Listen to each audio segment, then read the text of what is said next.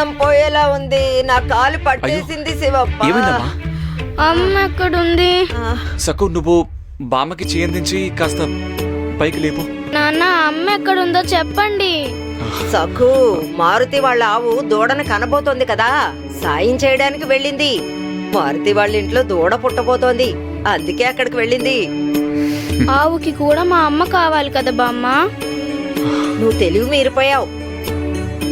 రేపు అత్తగారింటికి వెళతావు, అప్పుడు మీ అమ్మ తోడొస్తుంది అనుకుంటున్నావా? ఎప్పుడు చూసినా అమ్మ కావాలి అంటూ వేధిస్తావు. త్వరగా ముందు పప్పు విసురు. అమ్మా నేనున్నాను కదా, పప్పు నేను విసురుతాను, నువ్వు వెళ్ళి విశ్రాంతి తీసుకో. ఏంటమ్మా అలా చూస్తున్నావు?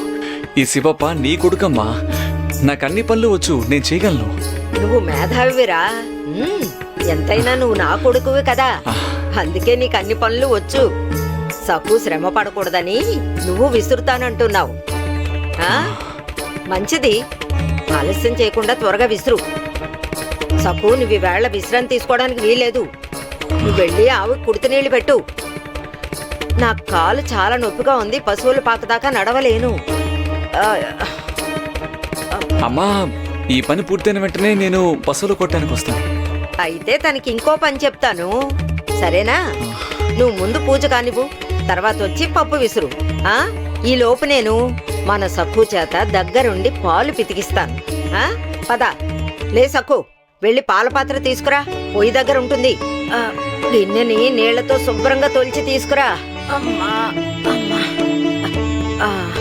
రా పద. అమ్మా నడు, ఈరోజు నీకు పాలు ఎలా పితకాలో నేర్పిస్తాను.